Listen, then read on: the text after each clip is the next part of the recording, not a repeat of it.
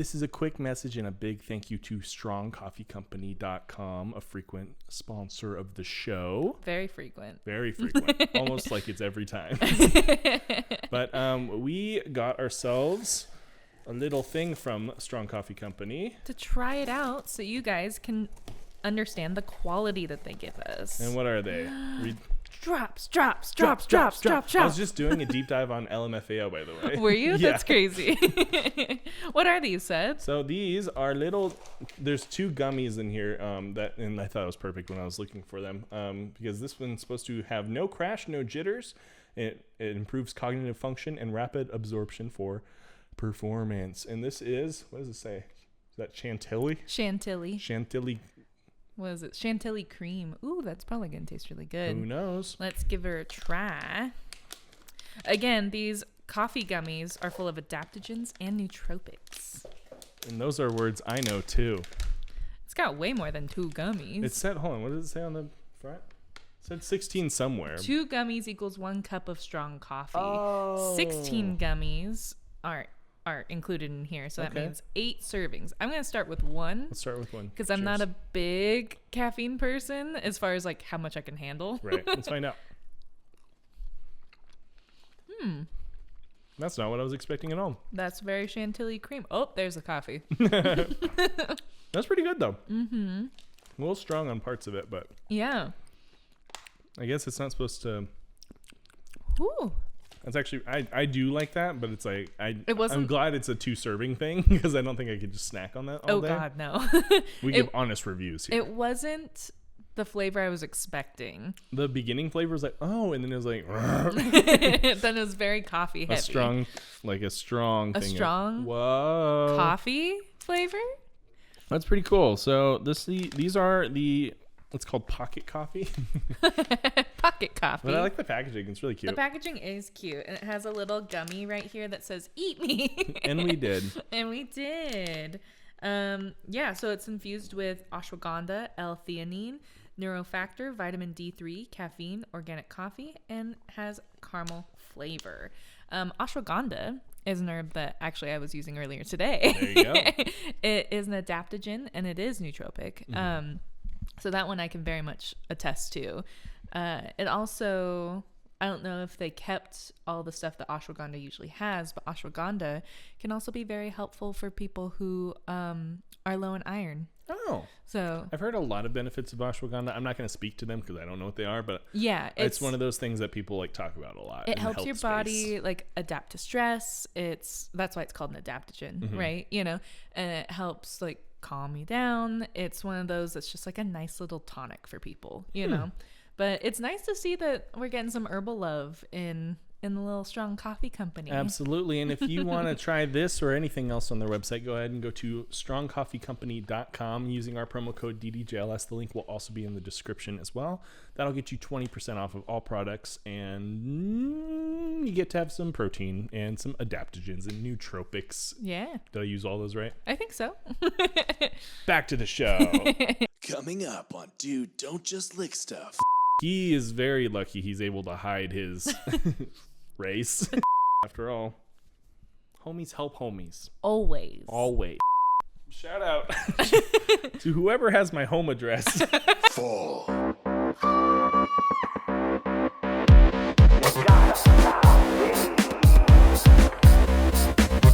It's Beaver time! I've soiled my tunic.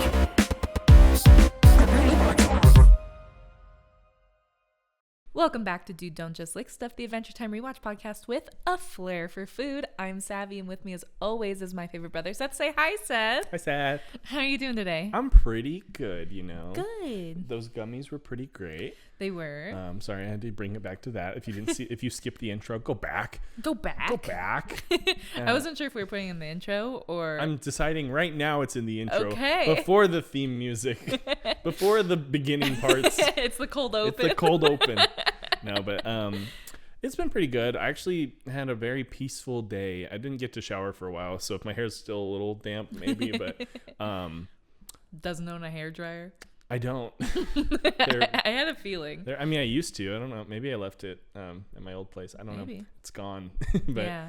It was pretty good. I actually had a very peaceful morning with cooking today because I got started on my dish pretty early because it's supposed to take a while, and I learned a lot of stuff. So pretty good, actually. And we learned a lot. And we're learning and we're growing. And how was your day?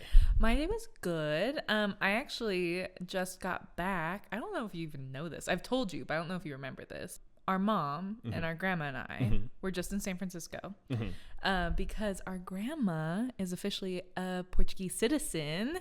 And so she just got her citizenship card at the consulate.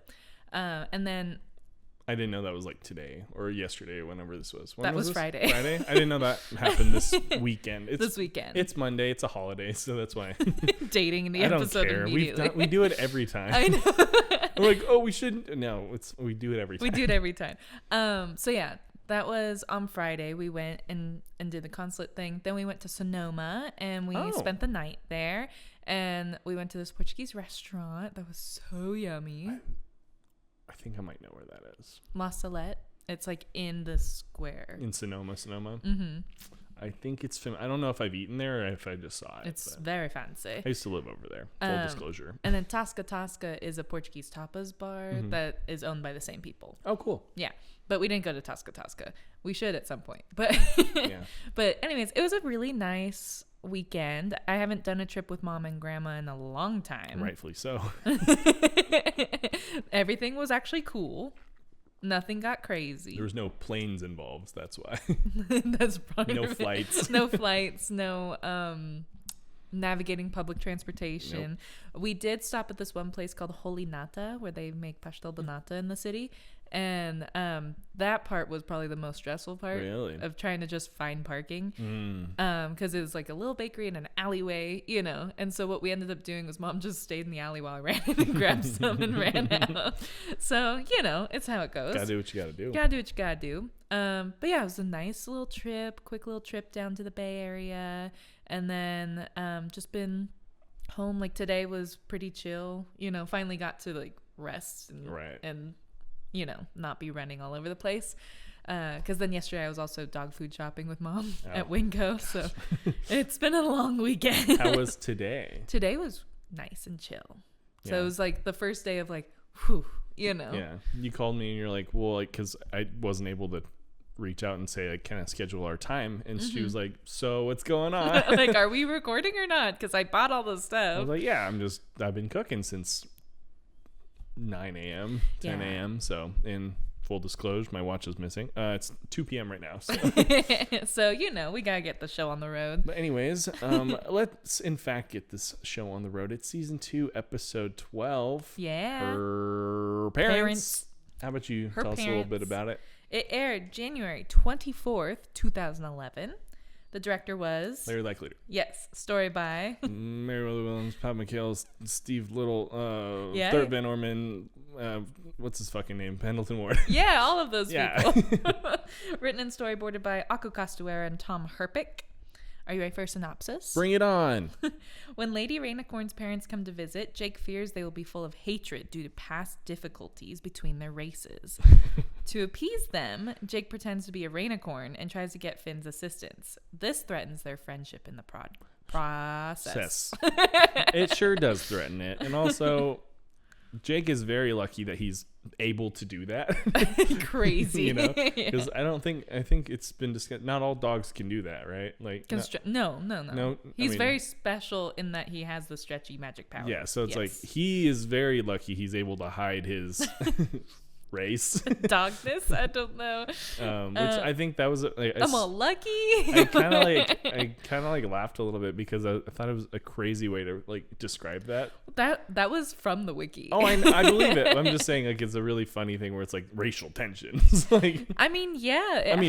It had a lot of like biracial couple energy. Mm-hmm. You know what I mean? And then I have a little bit of trivia. In the title card, Lady Rainicorn can be seen holding a doll of a dog in an old photo, showing that she was raised by a family that likes dogs. Oh. Yeah. And then on the DVD commentary side, this is the episode that gave Aku Castuera a mental breakdown, she says, on the commentary part, because of the amount of rewrites it went through. I believe it. Apparently, Many of the storyboard artists came from the drawing comics, right? And they were used to working by themselves and not used to like the chaos that is animation. And so they didn't know that every cartoon is made basically in a Frankenstein way, where like everyone touches it, everyone gets their hands on it, and it's like not at all what you thought it was going to turn out to be. So that's why it was like so stressful. Was like the amount of rewrites and this storyline's gonna be placed over here and this is gonna be over here, so Interesting. yeah. Okay, and without further ado, let's get into the sode. We got again season 2 episode 12, Her Parents. Dun, dun, dun. The boys are eating breakfast and Jake's loading up BMO's plate with more eggs and offers some to Finn. By the way, not in my notes, there is a beautiful sunbeam coming in where it's like, yes, looked upsettingly good compared to everything else, where it's like you could see like dust flying and like floating. I thought it was going to come into something later. It did not. No, they said that I can't remember who animated that part, but they spent so much time doing it. they said I don't know why they took that much time to do it, but they did. It looked great. I was just like thinking it was setting up something, and I was like, what's going on? No, nothing. Misleading. After unsuccessfully rearranging his own stomach, Finn declines because he thinks he can get some room in there, but he cannot. But the three relax at the table until Jake's phone rings and he goes to pick it up. Picks up yet another phone call from his girlfriend, Lady Rainicorn, who is worried again about her parents meeting Jake. Yeah. And Finn's like, well, why don't we just give him some treasure? Which he adamantly declines, said that's our treasure, but quickly comes up with a new idea. Invite them over early so they can love him before she's even there. So she's not worried about it. Exactly. So he decides to send over a prismgram. Is that what it was? Prismgram? I think so. It was in like this perfect Korean. He's writing blah, blah, blah, blah, blah. And I don't know if you decided to translate it. I found the translation on the wiki. I did a Google Translate, like the picture thing over it. Tell me what that came up with.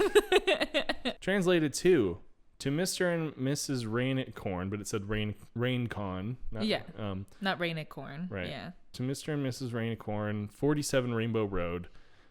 Please come an hour early for lunch. I do not have a pet turtle, Jake the dog. That's basically what the translation in the wiki was. Why does it say that? Why the pet turtle? Is it maybe it's a thing that's like, hey, just so you know, there's no pet turtles here. Like, don't worry about it. Like, are they scared of turtles? I don't know. I don't know. It's never explained. And I wasn't sure if it was just funny that like Google got it wrong or something. No, that was like, it says, I don't have a pet turtle from Jake, But yeah, on mine it said Rain Road 47 instead of Rainbow Road 47. Yeah, mine said Rainbow Road, and then this one also said, instead of Jake the dog, it said Jake Dream.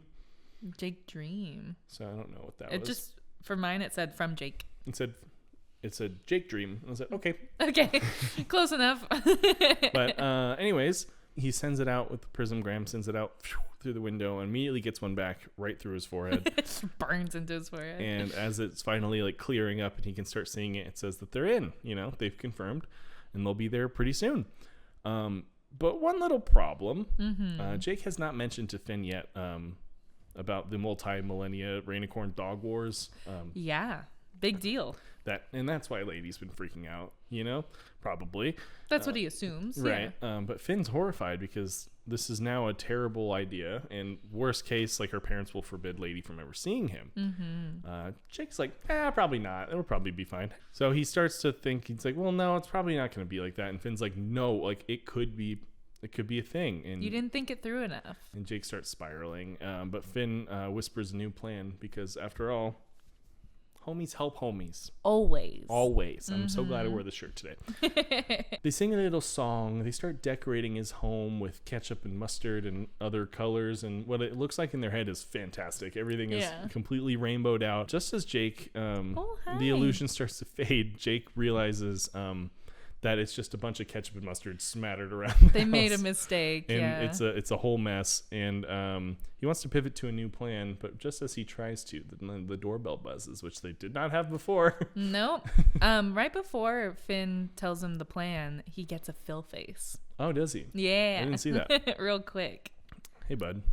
You're being awfully sweet, but stop. Because you're going to bite me any second.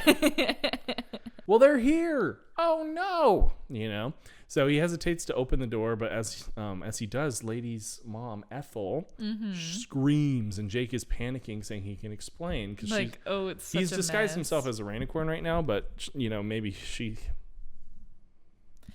can tell. maybe she could see through the facade. And then also, their house is a mess. Awful. It's covered in colors. It's red and yellow. Yeah. And a couple of Ketchup and mustard and some jam, basically. Right. But in fact, to his surprise, they're saying, "Oh my God, look how handsome he is," to her husband Bob. They bought it. And Bob's like, "Yeah, I see him now." They're both wearing thick old glasses, so they're pretty much blind, but they think they can recognize the member of their own species, right? Because Jake's like, "You think I'm a rainicorn?" And they're like, "Yeah." Yeah. Anyway, they bought it, and then that is until Finn kind of decides to improvise and say that he's also a rainicorn, and it's time to do the traditional rainicorn dance. Upsetting, utterly offending her parents. Jake's sort of forced to send him away, as his goblin butler, as they think he is. But Finn understands because homies help homies, of course. So with the goblin butler thing, what was up with that? Apparently, in the DVD commentary, Lady's parents were supposed to have an albino goblin manservant named Gummy. Do you remember the name Gummy from anything? I'll tell you in a second. And they would have mistaken Finn for a goblin, like the one that they had, right? So they're like, "What is this goblin?" Gummy later came back during the Zergiok goblin arc. Okay, that makes sense. Do you remember that? I don't remember him in particular, but I get it. Yeah, he was Finn and Jake's royal goblin chief of staff. Oh. And they're like, "Gummy, stop it," when they were trying to do their own thing, and they had everyone brush their teeth for them. Gotcha. And all that. Yeah, so that was originally going to happen, and then that's why they're like, "Oh, so Finn is your goblin butler," Well, he's not, but they think he is, and he has to send him away. And he goes off to fetch some rainicorn snacks as Jake leads his elders upstairs. Mom's asking about the goblin butler, Finn, and Jake explains he's actually human, which apparently is a sign that he is filthy rich. Yeah, because they thought that humans were extinct. Yeah. And so it must cost a lot of money to have a human butler. But they get on pretty well. They're chatting until it's time for some rainicorn games. And, do you know about Kabalala? It says Kabaladapawamba. I can spell that. Kabaladapawamba. Well, Jake says he knows what that game is, even though does not know anything about it. But you go first. And he urges Bob to go first, and Bob shoots color at the wall, and it turns red, and his horn's all hot and steaming. And so Jake's like, "Shit, I don't have an idea." He's like, "Your turn."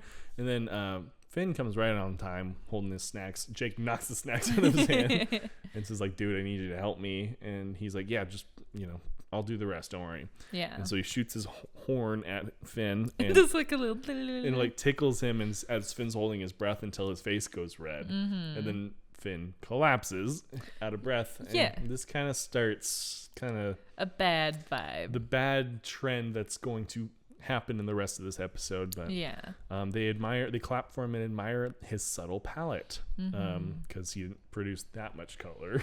It was still within the realm of human colors.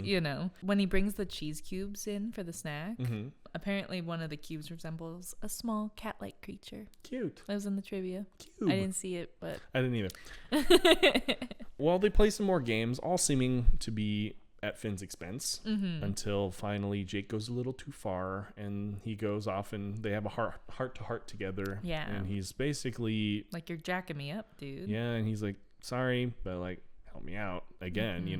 Very unhappy, but he's able to get him to help with one more thing and help Jake cook for the rainicorns.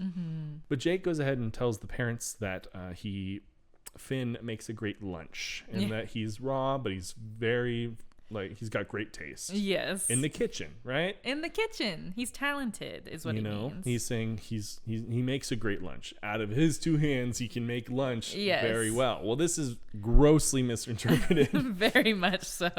Because as he comes back, did he have food already, or was he? I can't remember exactly. I think he was bringing food in. Well, he was bringing food or something, and the parents, Ethel and Bob, get hot up on Finn and start gnawing on him. And like we heard Jake said, you make a great lunch. Right. And he's like, shit, no, that's not what I was talking about at all. How generous of our future son-in-law. Right. They try to eat him and Jake is stuck, which is crazy. But will he help save his friend?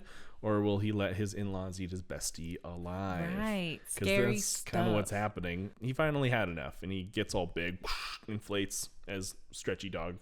He reveals he's a dog, and finally sticks up for Finn. And if they, finally, and if they can't handle that, so be it. But again, to Jake's complete surprise, like when she cheered earlier about his good looks, or screamed earlier about his good looks, now Bob and Ethel are dancing around, cheering in a circle. They're so pumped. They're stoked he's a dog, which is crazy because they're like, wait, what about the Rainy Corn Dog Wars? Right. But Lady comes in now. Yeah. Bursts through the door, super confused. Why are you guys meeting? Sort of thing. Why are you meeting? Why is the place covered in condiments? But she says all this to Jake in her language and realized that Bob was actually saved by a dog in the war, and her parents love dogs. They're cuckoo and bananas. That's why she was worried about them like overreacting and like too in love with him. So right. Outside, as they started digging into their actual lunch, Ethel apologizes to Finn again for trying to eat them. Yeah. There's no humans around. They thought they were extinct. It was their only chance. They thought if not now, then when? And so Jake's kind of looking at the food, being like, this isn't human, right? And yeah. Like, no, of course not. This is soy people. And then Jake takes a bite. And he's like, damn, Finn, you taste good. Yeah, and Ethel says that I think she said that you couldn't taste the difference. Oh, yeah, that was what it was. She's never tasted real human, but they say you can't tell the difference. Yeah. And so apparently that's enough for Jake to be scarfing it down because it's delicious. And he says, Finn, you're delicious. And takes a little bit of time, but Finn tries it himself, which wrong road to go down, bud.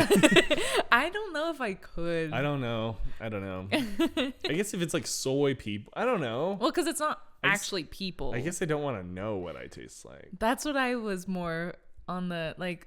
So I find out what I taste like, and then what? Yeah. Then what happens? And then I have a taste for it. It's either really good or really bad, and either way, I don't want to know. But right. Either way, Finn liked it. The episode cuts with him smiling to the camera. Big old smiley face. Freaky. It's pretty freaky. So a couple more notes that I have. The picture of Bob and the dog shows that the dog is in handcuffs. Did you see that? Mm-mm. So when he's like, oh, or when Lady's explaining that a dog had saved him during the war, Mm-hmm. that dog is in handcuffs. Is he just a prisoner of war or something? I don't know. I didn't notice they was in handcuffs. I was just looking at their faces and like trying to recognize if Yeah. like we know that dog, if it comes up later. Right. And then I saw Bob's like, he looked silly, he just like looked like younger him without his glasses and with his this little horn, tiny. Yeah, his little buzz cut.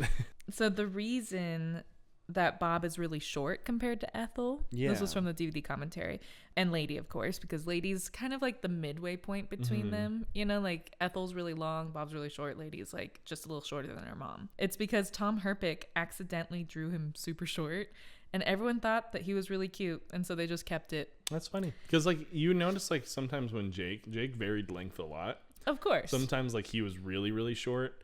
Like he was like a little bit longer than Bob, but then sometimes he was obviously as long as Mom. So yeah. I'm like, it's funny that they never like picked up on that. They didn't notice like, that he was changing lengths. Yeah, he didn't pick a single sort of thing. But yeah, because I was like, is it because the males of the species is That's shorter? also what I was thinking. And no, they just said that they did it that way because it's cute. And then Aku Castuera is the one who wrote the line, "Homies help homies."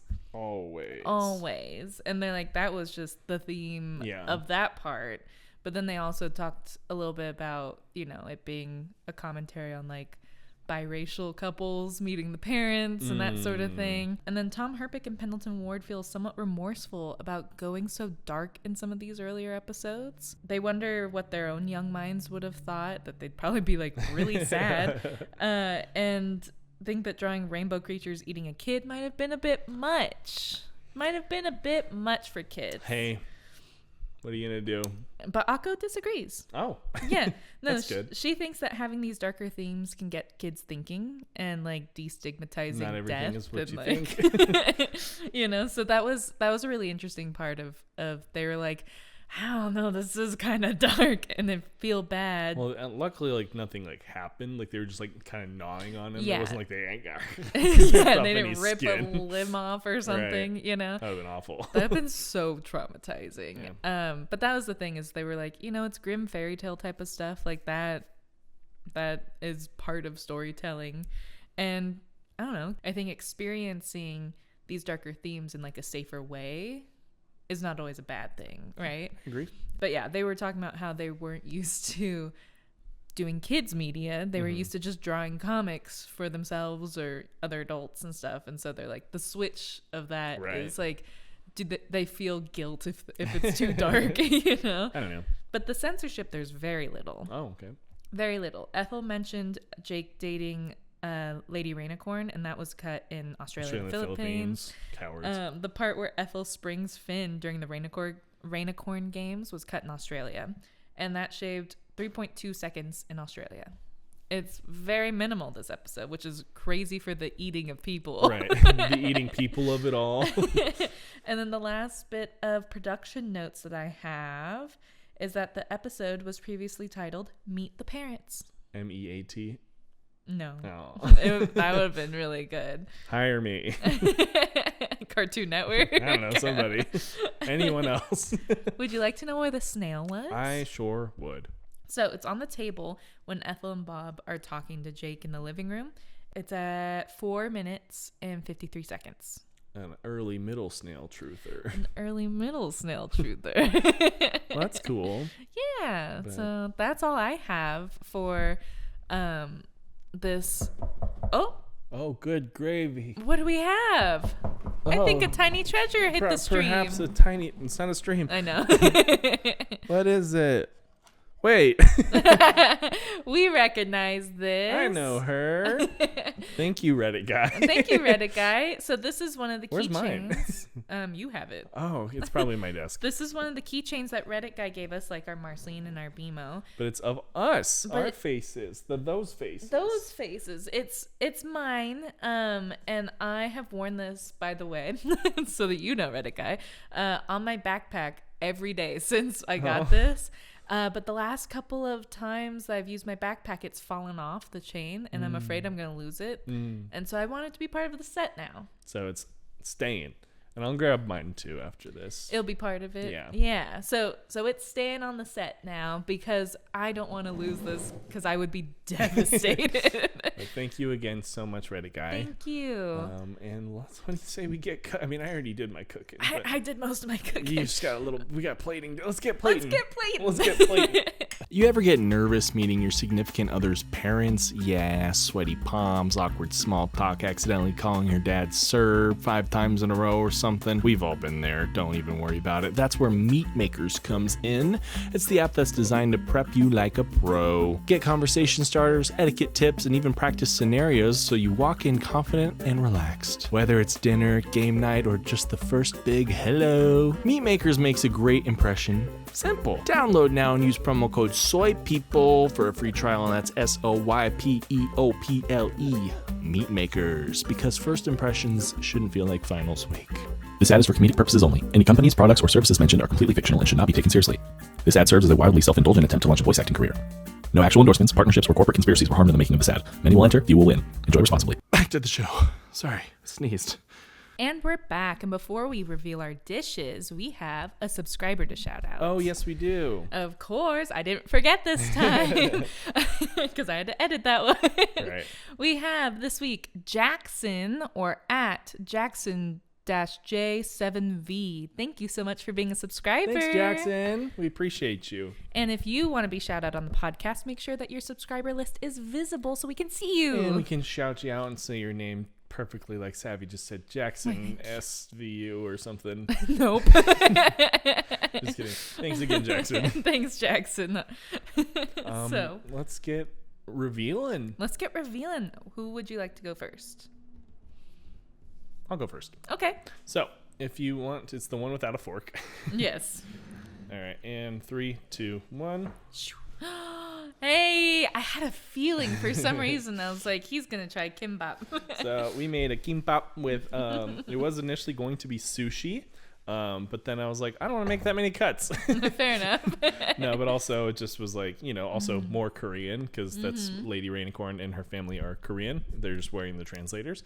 But the kimbap here it's just your regular rice that I marinated and mixed with sugar, salt, and rice vinegar to get that extra sticky feeling. We got carrots, we got onions. I cut them the long way, as well as some cucumba. I was trying to get a rainbow in there, basically. Cucumber? Yeah, I was trying to get as close to a rainbow as I could of colors, just for the rainicorn. I don't know if you guys can see this. And for the meat of it all, it is actually soy people. So What? No, it is tofu. The problem I had was I didn't get the extra firm. I got the silken. No. And so that was my problem. Yeah. And I was telling her that I had a tofu problem. We disclosed together that we both use tofu. Because it was soy people, of course. Because soy people. Before I even watched the episode, I knew I was going to do something with tofu. But what I did with the soy people of it all was I ended up trying to bread it as best I can to firm it. And then I pan fried it. And then I baked it. Oh. And then I fried it again. Whoa. So lots happened. So that was the pivot, because it was still after the first pan fry, it was kind of firm, but not enough. And then I baked it to see, and then that really firmed it up. And I was like, great. But now I wanted it a little crispier again. So kind of double pan fried it with some oil, some garlic. So we did some pivoting and it worked. Yes. And then for the edamame on the side, take a bite. I took a bite of the edamame. I was just waiting to take a bite so I didn't interrupt you. No, you're good. But yes, please tell me what's in the edamame. So it is, it's like chili paste, gochujang. We have, what's it called? Some roasted garlic in there. Some extra little tiny. No, there was no ginger in that. We had a bunch of different stuff in there though. But this is very good. The hoisin sauce, soy sauce, rice vinegar as well. Finally, God, what was the last thing in there? The nori wrap. Oh, that. But I'm talking about for the Bongong? It was sesame oil. Sesame oil, yeah. We had a lot of similar overlapping ingredients. I'd imagine. Now let me take a bite of this. Yes, please. It's very good. What is this? Oh, that's for the nothing. That's for your pit for the. Oh, it's for my shells. Your shells, yes. For my shells. This is really good. I love edamame in general.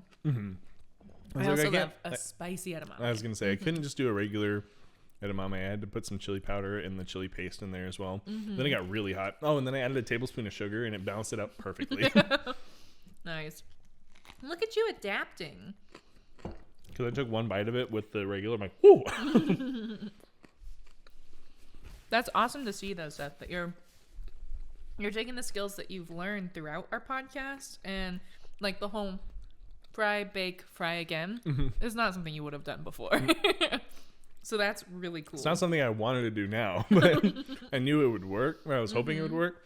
I even ordered an extra thing of extra firm tofu just in case it really didn't work, and then had you pick it up.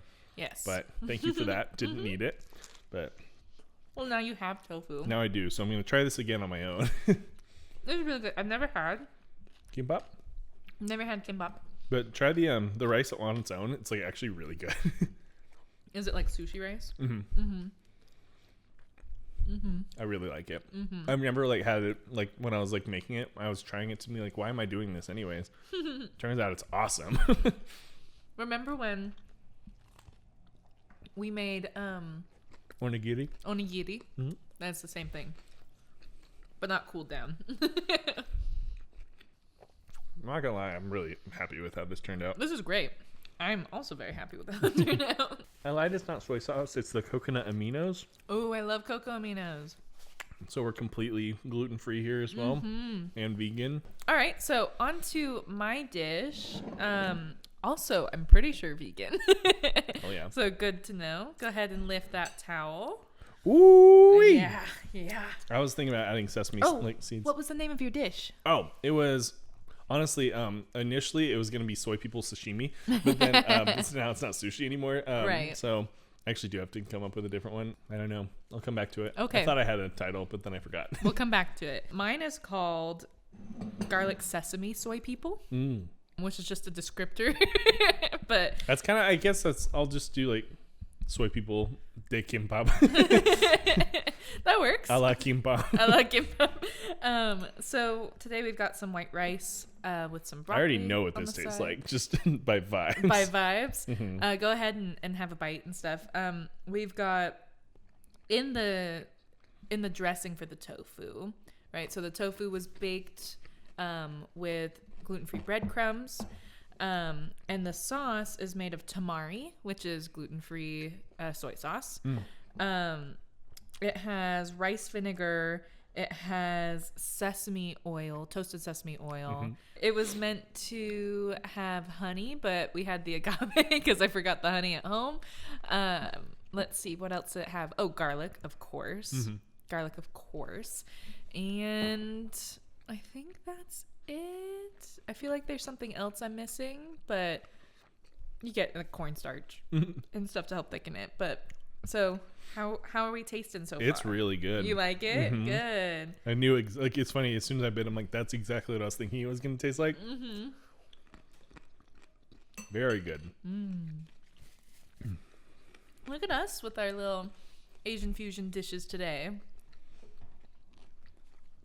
Yeah, it was fully going to be a Japanese thing for me, and then I was like, well, I could just do less work and make it Korean. Learned a few new techniques. That every cut that you would do, you get your knife and run cold water over each cut so the rice doesn't stick. Learned that. I had one that did not roll very well. I tried before, and that was also why I was like really pushing the extra tofu, because I was like, I don't know if I'm gonna run out. But I made just the perfect amount for this one and a display one. Perfect. But and I'm gonna eat that display one tomorrow for work. There's still some of this left over. Dude, let's make a big old bowl. Like, you can have like one half of the kimbap to take home. I'll take some of Awesome. this, and then we'll just have a great lunch tomorrow. Right? This is really good though. Good job. Thank you. This- You too. The extra firm would have helped this a lot. Yeah, I 'Cause did I- make sure to get the extra firm. I was going to because my plan was it was going to be extra firm. I didn't read the package, I guess. Oh, yeah. And I was going to make it extra firm, and like it was going to be like fried like cubes basically. And That's basically what this is, yeah. and I was going to love that, but I ended up finding it either way. I just wish I had made it like a saucy like this. Like if I put it in the same sauce I put the edamame in. Oh, that would be fire, dude. Yeah, I've never cooked with tofu like this before. Me neither. And so it was really nice to try it, and the texture of it, I was like, oh, it's gonna be so squishy and weird, and it's nice. No, It's a good texture. It firms up very well. It crisps up. The silken one, I had to work really hard to get it to not be that slimy on And the you inside. did it. I'm not gonna lie, that was tough. I had to like cut it open and like drain, like, because it has fluid, and so I had to like drain some excess fluid, refry it, and that way it was able to, like, 'cause it's not like chicken where you can't touch it, like, sort of thing. Like, it's its own thing, so you can just do whatever. And then made like little incisions, drained it, refried it, so it's like drier, but it's also just like, it was more pleasant to eat. Right. Because Yeah. the first one I tried, I'm like, ew. Ew, what is this? But it was really good though. I like both of what we did. This is awesome. I know. I think we both did really, really good. And I don't think I've made any Asian inspired dishes on the podcast yet. You've done It quite was like a my few. fourth, You've done quite a few now, and they all turn out great. except for the lava noodles. Oh yeah. Like digestive wise. Again, they tasted awesome. Tasted awesome. Painful. One bite was enough. It was so painful. But yeah, I really like the noodles I made there. Remember I made the peanut noodles? Yeah, that was great. That was before that one. I made the orange chicken. I made this now. God. You made the snail thing. Oh yeah, that was, huh? 'Cause yeah, that was Asian. That was like 2 days ago. 2 days, 3 episodes ago. That was like 2 days ago. Definitely not. No, that was like 6 weeks ago. All right. Well, are you ready to start the rating process? I think it's pretty clear what we got going on, but let's start at number 1, which is Unacceptable. 2, we got Boom, boom, boom. boom. 3, we got Check, check, please. please. 4, we got flip. What the zip? 5, we got nooch. 6, we got Grease. 7, we got Schmouz Schmouz Out. 8, we got Slam a Cow. Cow. 9, we got Tops Tops Blueby, Blueby, which you would think is the top, but it's not because the top is mathematical. Pretty good. That was not bad. Hey, Not pretty bad. good. Can you believe it? Oh, That's gonna be fun to see. I'm not gonna waste your time on this one. Okay. If I give you mathematical, you have to give me mathematical. I was going to. I know, I was too. Mathematical. Hey, First- double mathematical. First one in a while. In a while. We had another double mathematical earlier on in the season. Was it I think it was like episode 2 or something. Was it not the snail one? I don't remember. The slug? I honestly feel like I feel like you gave me a mathematical. I don't even remember what you made for that. What'd you make? I don't remember. That was weeks ago. Oh, was that your like weird cookie one? Like the dusty ass cookie one? No. No. The dusty cookie one was a different one. So we got 10s across the board. 10s. And I think these are well earned. I don't think any of these were pity 10s at all. I think No. these were both just solid dishes. In fact, remember when we said we're going to save it for the last bite and we didn't even need to take We it? didn't even need to. So I think we're just going to chow down. Yeah, we're going to eat now. So we're just going to say bye. If you guys are new here, this is our podcast and you're here. So you're on YouTube probably. Stay here, which is youtube.com/DDJLS podcast, or just look us up on Dude Don't Just Lick Stuff. That's a good one. Mm-hmm. You can find us on social media at DDJLS Podcast on Instagram and TikTok. And send us a little email, much like our friend Reddit Guy. Hey, Reddit Guy. And go at ddjlspodcast@gmail.com. Or you can send us a letter like Reddit Guy also has, which is awesome, by the way. We're not like picking on you. No, we just love it. You're just our guy. You're just our guy. You can send it to Dude Don't Just Lick Stuff, P.O. Box 183, Sutter Creek, California, 95685. Do you want me to plug it or do you want to plug it? Can I plug something else real quick? Sure. I forgot about this. Shout out to whoever has my home address, because genuinely I don't know who sent me this shirt. Because, like, I don't even have your home address. And I love this shirt. I but just know where it is. I don't know who I gave this address to. I don't know.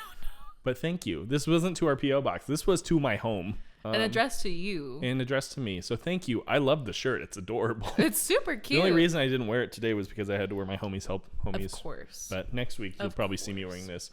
I just want to know who did it. Just fess up, guys. Anything else? I think that's about it. Strong Coffee Company. You know, Fine. It's in the description. Oops, I dropped my shirt. next week we might even have a different sponsor. So, in case you're getting sick of our one. Keep your eyes and ears open for that.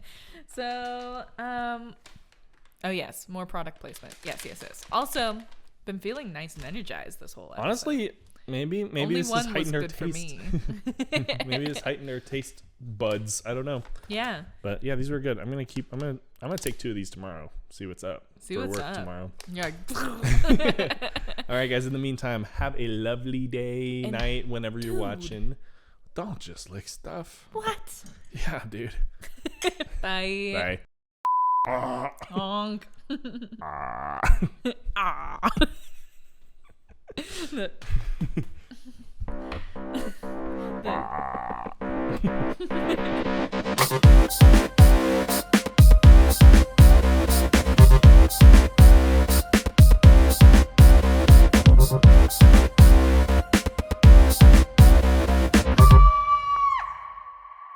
One second. I'll do it in a second. Apparently, 1 second. I thought you were saying that there was 1 second. I'm like, I know. Next week we might have another subscriber. Jesus Christ. Another- Jesus Christ is another subscriber. Big fan.